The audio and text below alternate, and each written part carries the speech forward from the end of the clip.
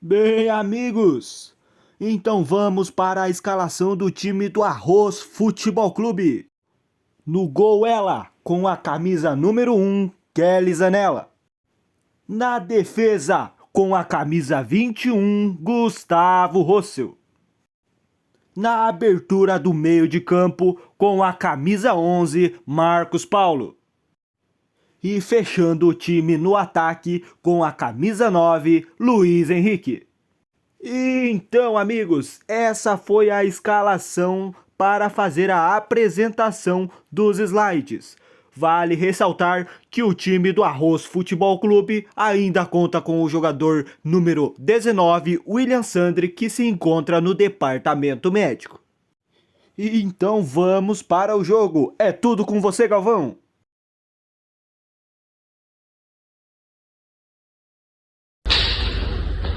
O arroz, ele é uma cultura muito utilizada e plantada em todo o mundo, inclusive no Brasil. No Brasil, é plantado dois tipos de arroz, sendo eles o arroz de várzea e o arroz de terras altas, também conhecido como arroz de sequeiro. O arroz de várzea é aquele onde a cultura ela fica inundada por uma camada de água.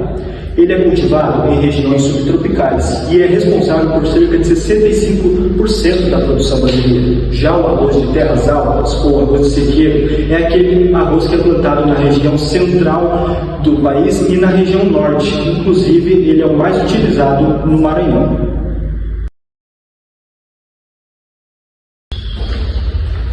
Agora, eu irei falar um pouco das características do arroz.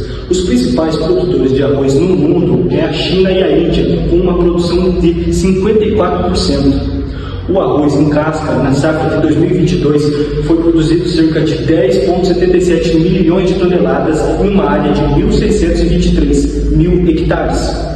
Quais são os estados mais produtivos de arroz no Brasil? Bom, os mais produtivos são Rio Grande do Sul, Santa Catarina e Mato Grosso.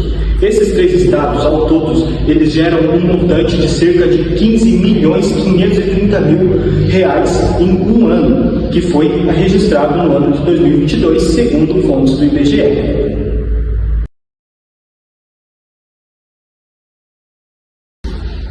E aqui, para a ilustração do que eu vim falando, nós temos à direita o arroz de várzea, que é aquele arroz que acaba ficando inundado e é bastante plantado nas regiões sul, e à minha esquerda nós temos o arroz de terras altas, que é aquele que não precisa estar inundado sobre uma camada de água para sua produção.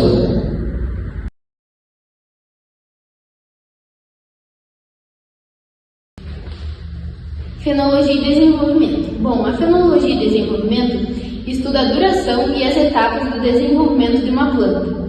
O arroz pertence à família das poáceas e ele é cultivado no mundo inteiro, então ele consegue se adaptar a várias condições climáticas.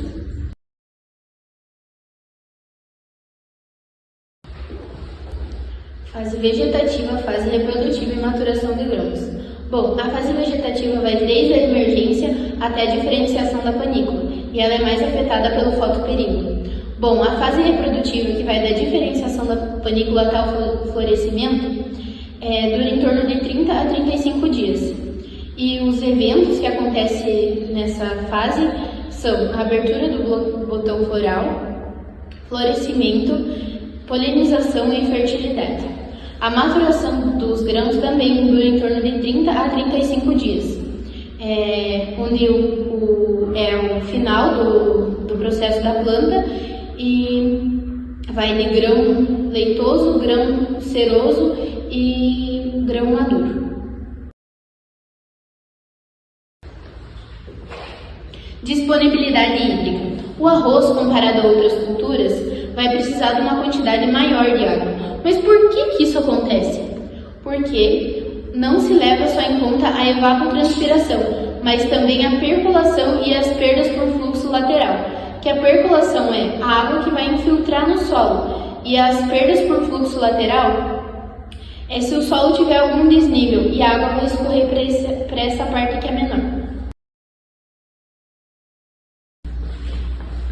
Bom, dentro da disponibilidade hídrica, a gente tem que levar alguns fatores em consideração, que é a qualidade da água, a temperatura da água e o manejo da água. A gente vai levar duas coisas em conta, os fatores específicos e não específicos, que os específicos levam em conta a qualidade dos sais presentes na água, enquanto os não específicos, a quantidade de sais presentes. O que acontece se a água estiver salina? Redução do crescimento da planta, do arroz, folhas brancas e panículas mais expostas. Temperatura da água. Bom, a cultura do arroz é muito sensível à temperatura da água, na fase inicial até a fase da emissão da panícula. Isso porque as gemas responsáveis pelo desenvolvimento dos perfilhos, das folhas e da panícula estão abaixo da água. Então, a temperatura da água é que vai influenciar. Quando a panícula passa do nível da água, quem vai influenciar vai ser a temperatura do ar. E a temperatura ideal, a temperatura ótima da água, fica entre 25 graus e 30 graus Celsius.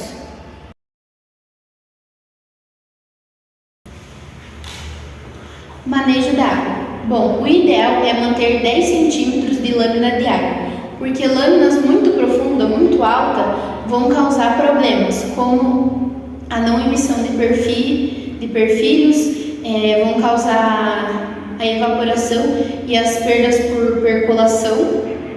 E o ideal é geralmente utilizar de 1.000 a 2.000 metros cúbicos por hectare.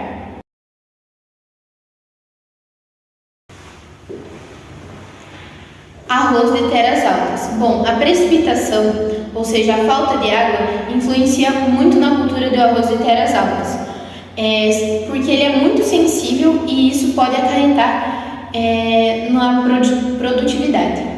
Mas o que ocorre em cada fase com a falta de água?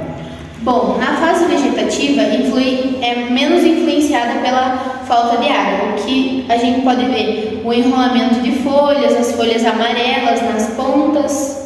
E na fase reprodutiva, a gente vê a má exposição de panículas, que pode até não tê-las, ou às vezes tem uma parte e outra parte é ressecada.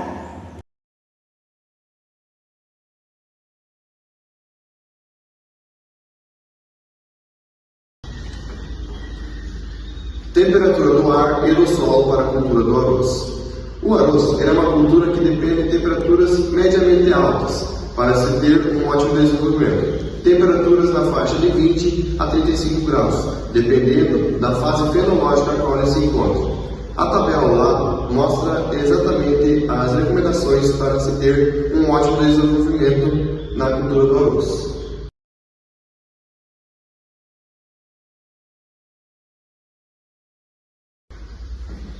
Porém, temperaturas muito acima ou muito abaixo da recomendada podem acabar prejudicando no desenvolvimento da cultura do arroz. O estágio reprodutivo do arroz é uma cultura muito sensível a essa mudança de temperatura, ou seja, se as temperaturas estão muito acima ou muito abaixo, acaba comprometendo a chegada do grão de pólen ao estigma, ou seja, não vai ter uma formação de grão tão perfeita.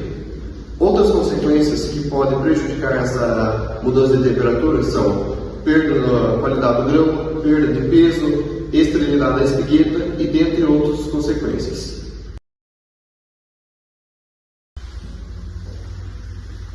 A temperatura do solo também influencia muito no desenvolvimento da planta, principalmente na emergência. Conforme mostra a tabela ao lado, ela indica a temperatura do solo e quantos dias a planta vai levar para emergir. Ou seja, temperaturas de 16 graus vai levar uma média de 25 dias para a planta emergir. Temperaturas de 23 levam em torno de 12 dias. Temperaturas de 30 já diminui para 6 e temperaturas na média de 37 graus leva na média 5 dias para a emergência. Soma térmica. A soma térmica, ou grau dias, ela indica a quantidade de energia acumulada que uma planta necessita para atingir um determinado grau de desenvolvimento. O arroz ele apresenta uma soma térmica de 1029 graus-dias até 2021 graus-dias, de acordo com o tipo de variedade e também a data de época de semeadura. A temperatura base do arroz sequeiro ela varia de torno de 10 até 15 graus, e já o arroz irrigado na base dos 11 graus.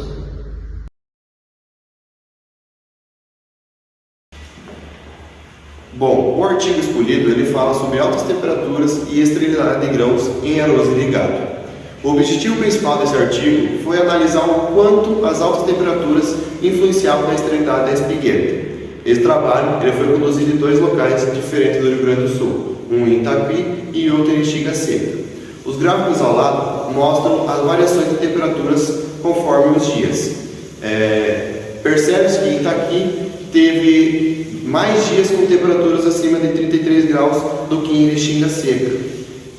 O gráfico ele mostra em Santa Maria porque Erixinga Seca não possui uma estação meteorológica. Com isso foi baseado em dados da estação meteorológica de Santa Maria, que é uma cidade próxima de Erixinga Seca. No final dos resultados, quando foi feita a colheita das parcelas, notaram que em Erixinga Seca teve maior produtividade do que em Itaqui. Uma resposta que pode ser essa diferença é que as altas temperaturas influenciaram na esterilidade da espigueta e assim tendo prejuízo na produção de grãos e consequentemente diminuindo a produção.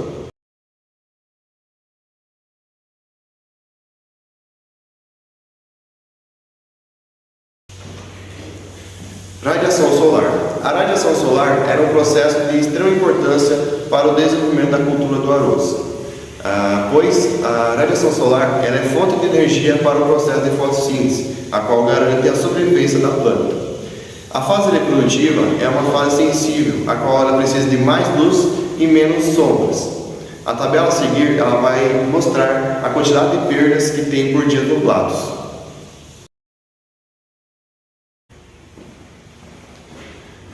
A tabela ao lado, ela mostra a fase em que a cultura do arroz apresenta e também as perdas que ocorrem por dias nublados. Podendo ver que na primeira fase, que é a fase vegetativa, tem uma perda de 23,8 kg por hectare por dia. Já na fase de reprodutiva, tem uma perda de 123,9 kg por hectare por dia. E na fase de enchimento de grão, ela tem uma perda de 137,6 kg por hectare por dia. Ou seja, a sombra ela acaba prejudicando muito na produtividade da planta. A maioria da luz que chega até a planta é absorvida pelas folhas. E com isso, acaba ocorrendo um aumento da área foliar, produzindo mais matéria seca e, consequentemente, tendo uma maior produtividade.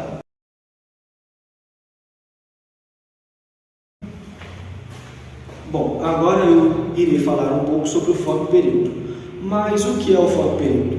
O fotoperíodo ele nada mais é do que o tempo que uma planta ela precisa ficar exposta à luz solar para ter o seu desenvolvimento normal. Bom, o arroz, que é a planta que nós estamos estudando, ele é uma planta de dia curto. O que isso significa? Isso significa que o fotoperíodo ótimo do arroz é entre 9 a 10 horas de luz solar. Só que o que aconteceu? Com o passar do tempo e com o programa de melhoramento genético incidindo diretamente no arroz, o fotoperíodo ele acabou tendo pouca influência nos materiais cultivados nas principais regiões produtoras. O programa de melhoramento genético, ele sem querer, ele adaptou os materiais, deixando eles insensíveis ao fotoperíodo.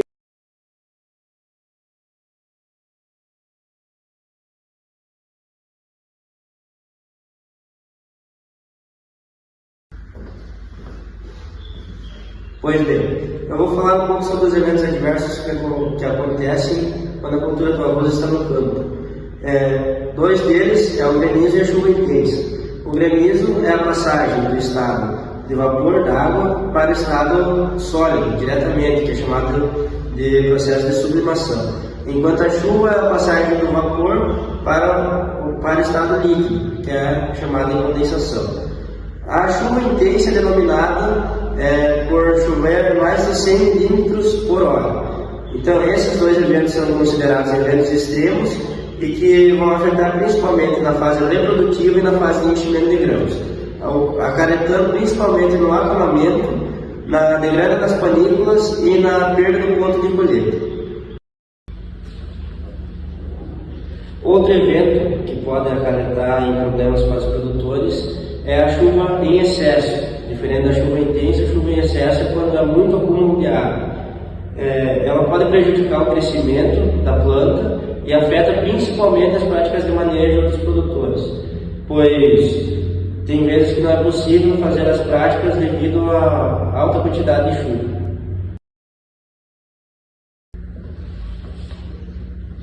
A chuva durante a colheita pode prejudicar muito os produtores, principalmente por causa do atraso na colheita e também por causa do atraso da semeadura da próxima safra, além de prejudicar a rebrota do arroz. Isso pode causar, muita chuva pode causar acamamento, que vai perder tanto em produtividade quanto em qualidade. A chuva excessiva durante a colheita tem danos que muitas vezes são irreparáveis. Então, isso é uma das coisas que mais prejudica os produtores, como um todo.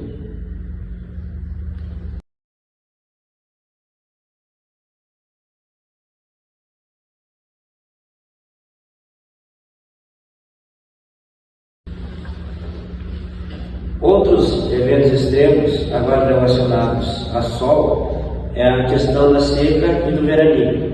No sul, no Rio Grande do Sul principalmente, não afeta muito a seca, porque não tem muito período de estiagem. Geralmente só tem estiagem quando ou tiver laninha, e aí tem uma pequena estiagem entre o mês de agosto e setembro, mas não afeta de maneira geral o cultivo do arroz. Já no centro-oeste, o que mais afeta é a questão do veranico. O veranico, que pode ser definido por muitos autores de forma diferente, mas geralmente se fala entre 5 milímetros por semana, abaixo disso é considerado veranico. Tem alguns que falam que se chove menos de 1 milímetro por dia veranico, enfim, tem várias definições. Mas o que se sabe de certeza é que é um período muito seco. E esse veranico atinge muito a questão do arroz de terras altas, plantado, cultivado no centro-oeste.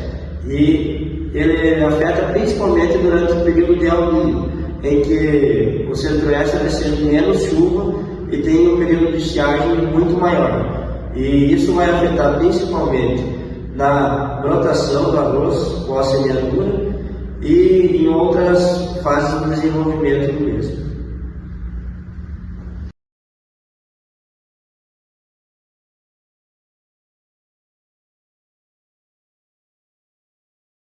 No sul, principalmente, as baixas temperaturas podem afetar o desenvolvimento da planta de arroz. Principalmente no Rio Grande do Sul, pode ocorrer geada, que é a deposição de gelo em cima das folhas expostas da planta, em noite de céu aberto, principalmente. Isso pode fazer com que a planta pause o desenvolvimento e isso pode acarretar em perdas na produtividade da planta. Já no centro-oeste não é muito comum devido às mais altas temperaturas e isso não afeta tanto. Outro evento adverso muito importante é o vento intenso, que é considerado vento intenso acima de 75 km por hora. Esse vento intenso pode acarretar no prejuízo, principalmente nas fases reprodutiva e de enchimento de grãos, acarretando em muitos prejuízos bem parecidos com a chuva intensa. Ele afeta principalmente no acamamento e em situações extremas pode ocasionar a degrada das panículas. O zoneamento agrícola para a cultura do arroz pode ser na mesma época para arroz de irrigado e de sequeiro, como pode ser em épocas diferentes. No sul, para o arroz irrigado, o zoneamento é de setembro a dezembro, enquanto para arroz de sequeiro nem tem zoneamento porque não é muito viável plantar no sul, então não existe zoneamento. No norte, é de outubro a dezembro, tanto o arroz irrigado quanto o de sequeiro. Já no Nordeste, o arroz irrigado é de julho a agosto devido ao período de chuvas, enquanto o arroz de sequeiro é de outubro a dezembro. Conclusão. Conclui-se que o arroz de várzea quanto o de sequeiro são importantes culturas mundiais, nas quais exigem um cuidado quanto à agrometeorologia a fim de garantir uma maior produção e um melhor manejo pelo agricultor. Muito obrigado pela atenção e esperamos que tenha gostado. Os discentes participantes deste vídeo foram Marcos Paulo Della Justina, Kelly Zanella, Gustavo Rossio, Luiz Henrique Fungueto e William José Sandri, sob a orientação do professor Frederico Márcio Correia Vieira.